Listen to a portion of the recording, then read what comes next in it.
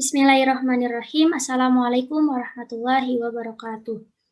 Perkenalkan saya Hoernisa dari Pendidikan Kimia 5A. Di sini saya akan menjelaskan mengenai hasil proyek UAS Kimia Unsur Transisi yang telah saya buat. Baiklah, langsung saja untuk soal yang pertama yaitu soalnya Anda mempunyai larutan kompleks ion Ti3 berikut ini, yaitu ada TiH2O6 3+, kemudian ada TiEN3 3+, TiCl6 3- dengan nomor Ti 22.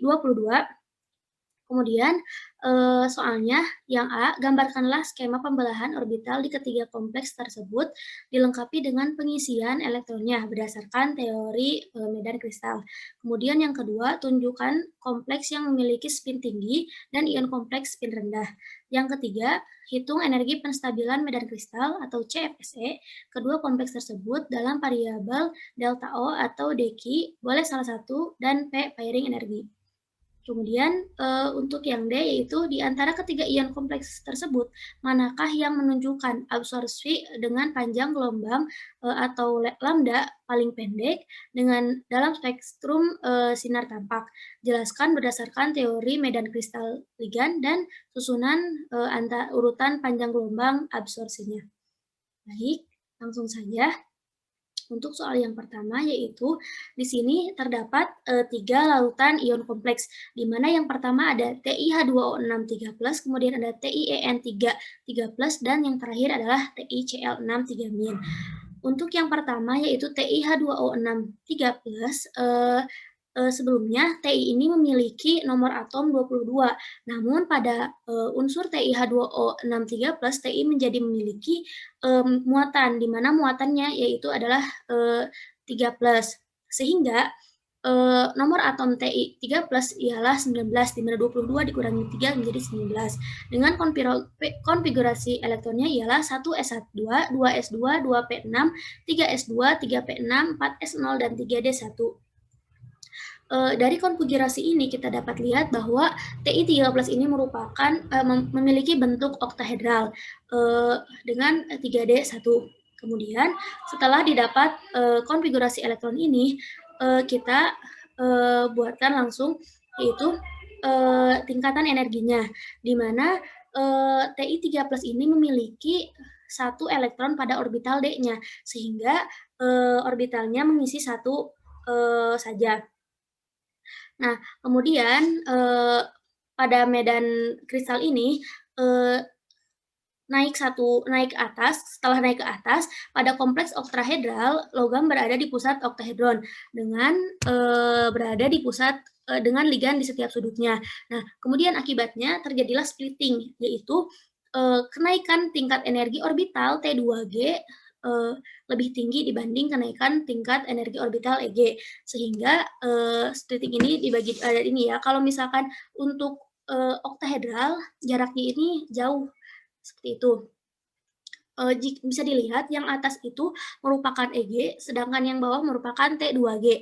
Dan pada senyawa TiH2O6 3+ ini yang terisi adalah T2G dengan satu elektron, dapat kita lihat dari atas yaitu 3D1. Nah, kemudian untuk yang kedua yaitu TiEN3 3+. Sama seperti tadi, pada senyawa TiEN3 3+ ini, Ti memiliki 3 muatan, sehingga nomor atomnya itu 19 dan elektronnya ada 1. Baik, dapat dilihat pada kenaikan energinya setelah mengalami splitting yang terisi hanya T2G dengan 1 elektron saja. Kemudian yang ketiga yaitu ada TiCl6 3-. Nah, berbeda dengan yang tadi, pada TiCl6 3- ini muatan Ti ialah -3, sehingga 22 ditambah 3 menjadi 25. Sehingga konfigurasi elektron dari Ti 3- ialah 1s2, 2s2, 2p6, 3s2, 3p6, 4s2, dan 3d5. Nah, TiCl6 3- ini juga memiliki bentuk oktahedral. Untuk elektronnya pada subkulit D itu ada 5, sehingga pada kenaikan energi semuanya terisi 5. Nah, kemudian untuk Eee, setelah, splitting tadi, dapat dilihat bahwa untuk ligan yang, medannya, eee, lemah gitu, perbedaan selisih energi antara orbital T2G dan EG yang terjadi dalam splitting sangat kecil. Dengan demikian, elektron-elektron akan mengisi kelima orbital tanpa berpasangan terlebih dahulu. Kompleks dengan ligan medan lemah semacam ini disebut dengan kompleks, spin tinggi. Nah, pada TiCl6 ini bisa dilihat bahwa, eee, bahwa T2G ini bahwa, untuk TiCl6 3-min ini, T2G-nya terisi, dengan 3 elektron dan untuk EG-nya terisi dengan 2 elektron. Nah, karena, eee, pada TiCl6, 3-min ini merupakan, medan medan rendah sehingga spinnya tinggi dan tidak berpasangan. Kemudian untuk soal yang kedua yaitu, eee, yang memiliki spin tinggi dan yang memiliki spin rendah. Baik, untuk, yang memiliki spin tinggi itu ada dua senyawa, yaitu yang pertama TiH2O6 3+ dan yang kedua adalah TiCl6-. Sedangkan yang memiliki spin rendah ialah, hanya TiEn 3+ saja. Nah, ligan medan kuat kan, spin rendah ini merupakan medan kuat, di mana ligan medan kuat memerlukan, energi yang lebih besar untuk berpindah ke set, Eg, dan kemudian untuk berpasangan pada set T2G, serta jumlah elektron tidak berpasangan pada ion kompleks lebih sedikit dibanding, ion bebas. Sehingga, ion TiN-2 ini TiN3 ini memiliki spin yang tinggi. Dapat dilihat juga, untuk, melihat, spin ini dari kekuatan bahwa En lebih kuat sehingga memiliki medan kuat dan spin rendah, gitu. Kemudian untuk soal yang ketiga yaitu mengenai energi penstabilan medan kristal atau CFSE. Nah, untuk soal yang pertama, untuk senyawa yang pertama mohon maaf, ada TiH2O6 3+, CFSE-nya yaitu ada dengan rumus energi pada T2G dikali X, di mana X ini adalah elektron pada T2G, kemudian ada energi Eg dikali Y, di mana Y ini adalah elektron pada Eee, pada pada EG, maaf. Untuk kemudian untuk TiH2O ini ya, energi pada T2G-nya minus 0,4, delta oktahedral dikali 1 dikurangi minus 0,6 delta, oktahedral kali 0, kemudian setelah dikalikan jumlahnya menjadi minus 0,4, delta O. Di mana setelah kita ketahui bahwa di mana, D1 itu minus 0,4 delta oktahedral sama dengan minus 4 deki. Begitu. Kemudian untuk senyawa TiEn3 3+, CFSE-nya memiliki rumus yang sama ya. Karena TiEn dan TiH2O, memiliki elektron, 1 dan pada T2G1, Eg0, maka, rumus CFSE-nya minus 0,4 delta oktahedral dikali 1 dikurangi, minus 0,6 delta oktahedral kali 0. Sehingga, setelah dikalikan jumlahnya minus 0,4 delta 0 sama dengan minus 4 delta Q. Kemudian untuk senyawa yang terakhir yaitu, TiCl6 3-min. Nah, untuk senyawa ini, memiliki bisa dilihat di sampingnya bahwa untuk TiCl6 3-min ini memiliki T2G3 dan Eg2.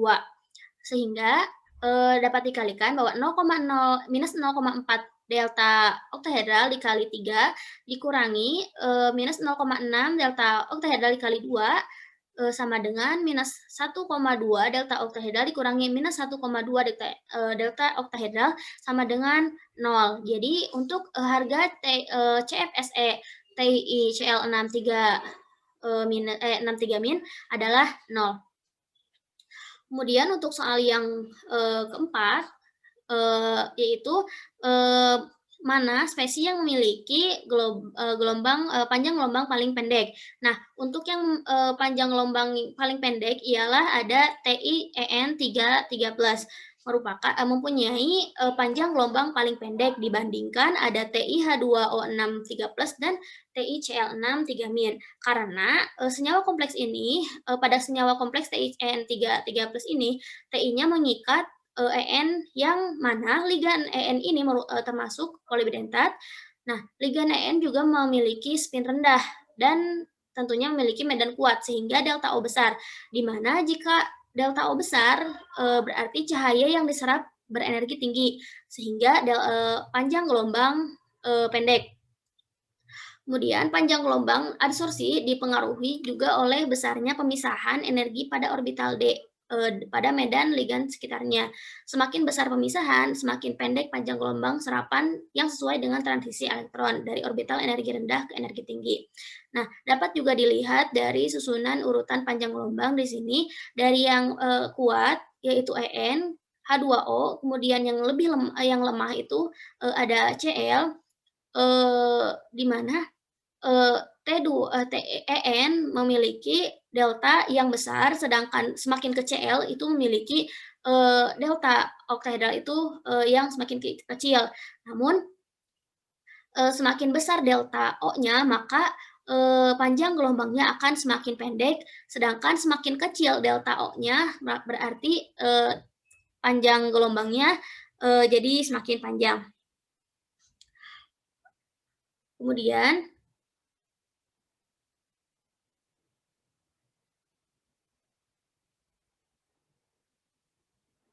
Nah, karena, ligan medan kuat seperti, EN, memerlukan energi yang lebih besar untuk berpindah ke set Eg dan kemudian untuk berpasangan pada set T2G serta jumlah elektron, yang mempunyai, yang berpasangan pada ion kompleks lebih sedikit dibandingkan pada ion bebas, sehingga menimbulkan kompleks yang, spin yang rendah. Nah, kemudian untuk soal yang kedua yaitu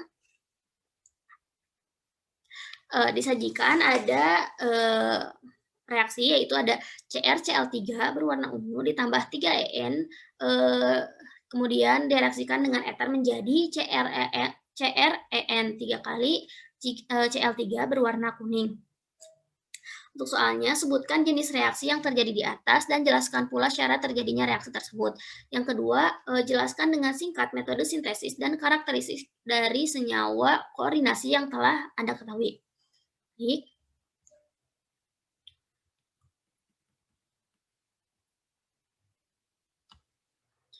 Nah, untuk senyawa ini dapat kita lihat bahwa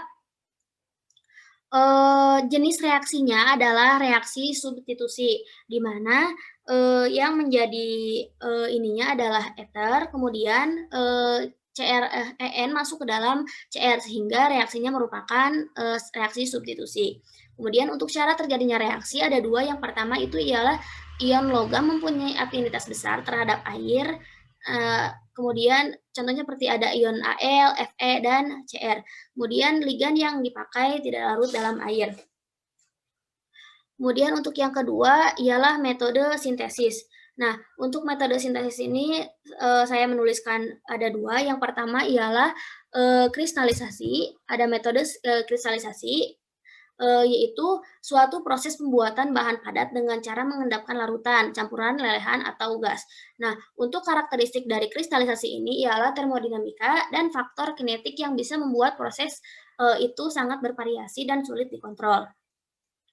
Kemudian yang kedua adalah presipitasi. Presipitasi ini hampir sama dengan kristalisasi, akan tetapi gaya yang dihasilkan adalah kelarutan dalam pembentukan reaksi kimia.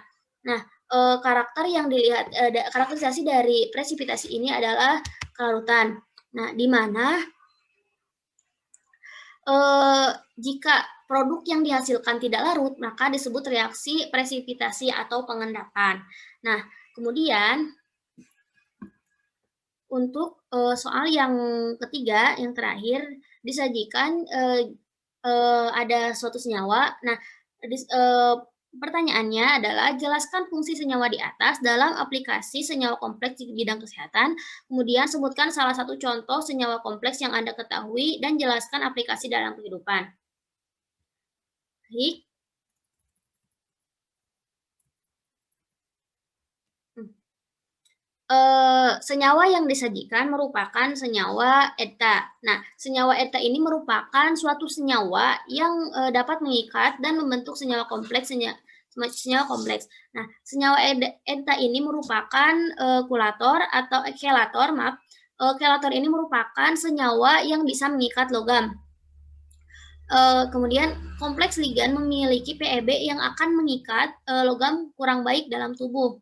Nah, senyawa ETA ini sangat baik dalam mengikat, Ca2+, pada terapi chelat, pada penyakit aterosklerosis.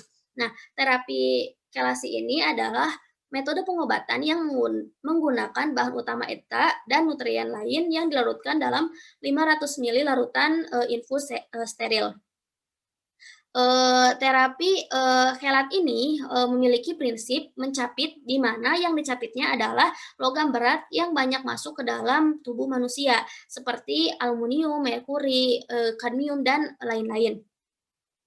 Kemudian yang kedua yaitu ada, pertanyaan kedua ialah, kalium perosianida atau KFFeCN6.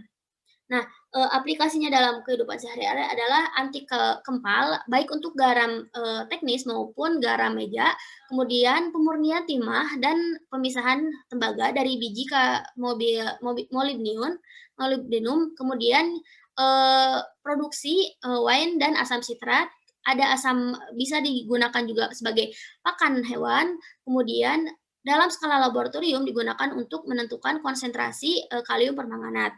Nah, dan masih banyak lagi aplikasi yang dapat dengan menggunakan kalium perosianida.